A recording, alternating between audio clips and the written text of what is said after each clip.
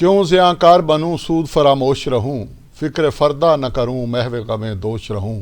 ناظرین، فکر فردہ کے پروگرام کی دوسری نشست کے ساتھ آپ کی خدمت میں حاضر ہیں۔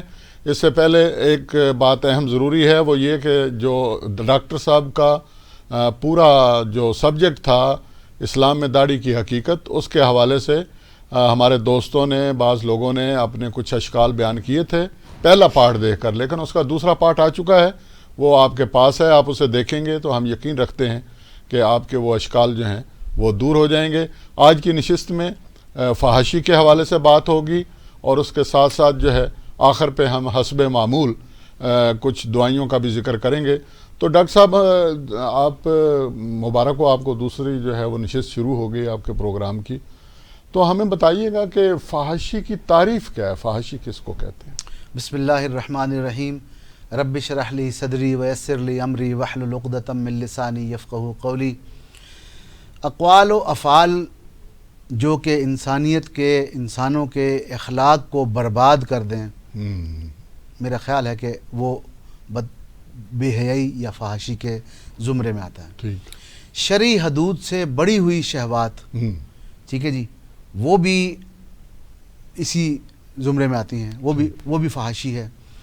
اور حیا انسان کے اندر اللہ نے ایک ایسا داعیہ رکھا ہے، حیا، جس طرح سے بہت سے داعیات ہیں، محبت ہے، غصہ ہے، نفرت ہے، غیرت ہے، شہوت ہے، حیا ہے، بے حیا، اس طرح کی تمام چیزیں رکھی ہیں۔ اس میں جو حیا ہے وہ ایمان کا لازمی حصہ ہے۔ اچھا۔ اور حضور صلی اللہ علیہ وسلم نے ایک بار فرمایا تھا کہ اور حیا جو ہے یہ فحاشی کے اپوزٹ ہے، ٹھیک ہے جی، میں اسی تناظر میں پیش کرنا چاہتا ہوں۔ اور حیا جو ہے وہ حضور نے فرمایا کہ یہ ایمان ہے، ایمان کا لازمی حصہ ہے، اور ایمان آپ کو جنت میں لے جاتا ہے۔ اور فحاشی یا بے حیائی یا بدکاری، جو بھی کہہ لیں آپ، وہ ظلم ہے، اور ان الشرک لظلم عظیم، شرک بڑا ظلم ہے، ظلم عظیم ہے۔ تو میں سمجھتا ہوں کہ اس کے دوسرے تیسرے نمبر پہ یہ بھی آتا ہے، اور ظلم جو ہے وہ آپ کو جہنم میں لے جائے گا، ٹھیک ہے جی۔ تو یہ داعیات ہیں، ان میں ایک داعیہ جو آپ کے ہے وہ نسل بڑھانے کے لیے اللہ نے رکھا ہے، آپ کے اندر موجود ہے۔ یہ نہ ہوتا تو نسل آدم ہی نہ بڑھتی، ہم اتنے 7 ارب یا 10 8 ارب ہیں، نہ ہوتے، ٹھیک ہے نا، آگے کیا ہونا ہے وہ بھی نہ ہوتے۔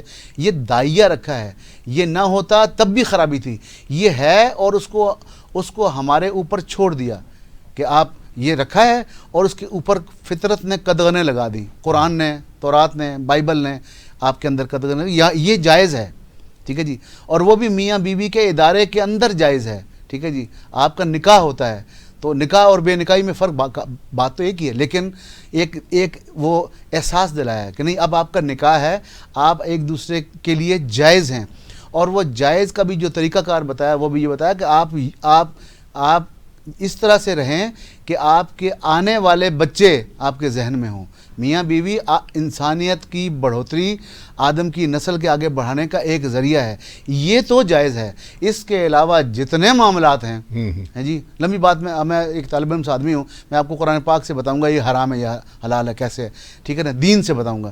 تو یہ اس کے علاوہ جتنے معاملات ہیں، چاہے وہ اپنی ہی بیوی سے کیوں نہ ہو، وہ بھی حرام ہے، وہ بھی حرام ہے۔ تو یہ میں سمجھتا ہوں کہ فحاشی کا آپ نے ایک بڑی کمپیکٹ ڈیفینیشن کی، یعنی آپ کا جو میں سمجھا ہوں وہ یہ ہے کہ مرد اور عورت کے ہر طرح کے وہ معاملات جن کا تعلق نسل انسانی بڑھانے سے ہے، جی، وہ تو جائز کی حدود میں آتے ہیں، جی، ٹھیک ہے جی۔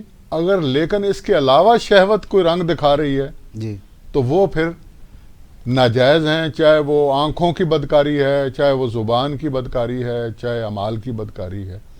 تو یہ ہے قرآن اس میں کیا وعید کیا دیتا ہے، جو بے حیا ہیں، جی، جو فحاشی میں آتے ہیں، یا ان کے لیے کیا آپ نے جو آپ نے اپنے الفاظ میں جو کہے، بین ہی حضور کریم اکرم صلی اللہ علیہ وسلم کے الفاظ ہیں کہ یہ جو بے حیائی ہے یا جو بدکاری ہے، یہ صرف یہ نہیں ہے کہ جو بدکاری ہے وہی ہے، نہیں، آپ کی آنکھوں کی بھی بدکاری ہے، آپ کی زبان کی بھی لذت بدکاری ہے، آپ کے کان بھی بدکاری کرتے ہیں، آپ کے ہاتھ بھی بدکاری کرتے ہیں، آپ کے قدم بھی چل کے جاتے ہیں تو بدکاری کرتے ہیں، آخر میں آ کے آپ کا دل و دماغ اپیل کرتا ہے، اور معاملہ یا ہوتا ہے یا نہیں ہوتا، لیکن یہ سارے بدکاری ہیں، یہ سارے فحاشی ہیں، یہ بالکل حضور پاک صلی اللہ علیہ وسلم کی حدیث ہے۔ تو آپ نے کہا قرآن پاک میں کیا ہے؟ قرآن پاک چند چیزوں وعید کیا ہے، کیا ہے اس نہیں، اس کا میں پہلے تو یہ بتاؤں کہ حرام ہے کہ نہیں ہمارے دین میں۔ اچھا۔ دین کا ماخذ کیا ہے؟ قرآن اور رسول پاک صلی اللہ علیہ ٹھیک وسلم۔ ہے۔ اور میں مجھ سے پوچھیں تو میں کہتا ہوں تنہا ماخذ رسول پاک صلی اللہ علیہ وسلم۔ قرآن بھی چونکہ آپ کے اوپر اترا ہے، ہمارے پر تو نہیں اترا، آپ پر نازل ہوا ہے، آپ نے بتایا ہے یہ قرآن ہے اور یہ میری سنت کا حکم ہے۔ تو اس دین میں اس کا کیا اسٹیٹس ہے؟ میں آپ کو رب کا کلام ایک آیت، میں نے کچھ آیتیں نوٹ کی ہیں۔ انما حرم، دیکھ یہ آیت جو ہے یہ میرے استاد کے بقول ہر شخص کو اپنے میز پر کندہ کرا کے، لکھوا کے، پرنٹ کرا کے لگانی چاہیے، ہر وقت آپ کی نگاہ میں رہے۔ آپ کو پتہ تو نا حرام کیا ہے؟ حل اللہ البیع وحرم الربا، حلال اور حرام اللہ کرتا ہے، اللہ کے ذریعے اللہ کا رسول کرتا ہے، دائیں بائیں کوئی شخص حلال حرام نہیں کر سکتا۔ اب اس میں آپ کو آیت بتاؤں، اس آیت میں اللہ پاک نے 5 چیزیں کل حرام کی ہیں کھانے پینے کی اشیاء کے علاوہ۔ وہ کیا ہیں؟ انما حرم ربی الفواحش ما ظہر منہا وما بطن، تیرے رب نے حرام کر دیا ہے کس کو؟ جو ڈیفینیشن کی فواحش کو، جو فواحش چیزیں ہیں۔ اور دوسری چیز آپ حیران ہوں گے حرام کیا ہے؟ والاسم، یعنی کہ کسی کی جان مال عزت و آبرو کے اوپر تعدی کرنا، اس کے اوپر حملہ کرنا۔ یہ فواحش پہلے آیا ہے، فواحش پہلے آیا ہے۔ دیکھیں سب سے پہلے جو حرام چیزوں کی لسٹ میں کھانے پینے کے علاوہ 5 چیزوں کی جو حرام کی لسٹ اللہ کی دی ہوئی ہے نبی اکرم صلی اللہ علیہ وسلم کی زبانی، اس میں سب سے پہلا حرام کیا ہے؟ فواحش۔ دوسرا کیا ہے؟ اسم، یعنی جان مال عزت آبرو پہ حملہ کرنا۔ تیسرا کیا ہے؟ والبغی، ہیں جی، بغیر الحق، یعنی کہ آپ کسی کو قتل کرتے ہیں بغیر حق کے، حالانکہ اس نے قتل نہیں کیا ہوا، آپ کی عدالت اس کو قتل کروا سکتی ہے، تو یہ بغاوت ہے۔ اللہ کے صریح قانون میں جس کو اس نے جرم قرار دے دیا ہے، یعنی کہ قتل ہے، اس طرح کی چیزیں، اس پہ آپ بغاوت کرتے ہیں۔ اور دیکھیں چوتھی چیز کیا کہی؟ ان تشرکو باللہ ما لم بہ ینزل بہ سلطانہ، جو اللہ نے تمہیں کوئی دلیل نہ دی ہو اس کے بغیر تم اللہ کی جناب میں شریک ٹھہراؤ۔ اور 5ویں چیز کیا قرار دی ہے؟ آپ حیران ہوں گے، یہ سب سے میرے نزدیک سب سے بڑی بات یہ ہے کہ وہ اللہ فرماتے ہیں کہ وَأَن تَقُولُوا عَلَى اللَّهِ مَا لَا تَعْلَمُونَ، اللہ پر، اور مجھے اضافہ کرنے دیں حضور صلی اللہ علیہ وسلم کی بات پر بھی، حضور کی سنت پر بھی، ہیں جی، کہ آپ وہ بات کریں جو اللہ نے نہیں کی، اللہ پہ الزام لگائیں۔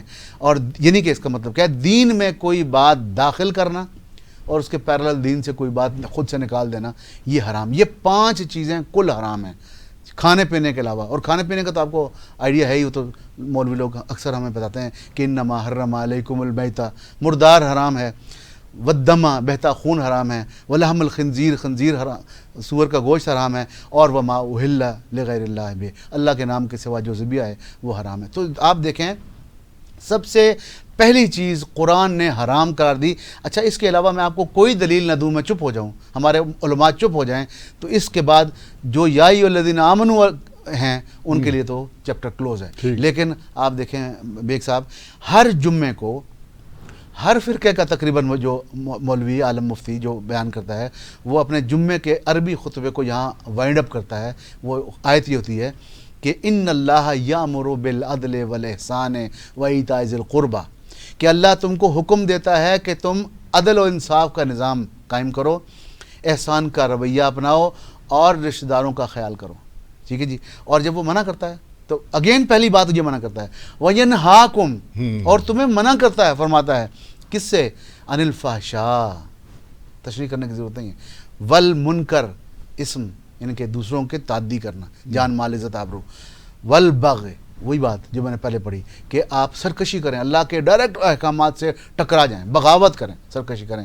اور اللہ کہتا ہے، اب سنیں وہ آیت کتنی خوبصورت ہے کہ ان اللہ یامر بالعدل والاحسان وایتاء ذی القربی وینہی عن الفحشاء والمنکر والبغی یعظکم لعلکم تذکرون، اللہ تم کو واعظ فرماتا ہے تاکہ تم تذکیر حاصل کرو۔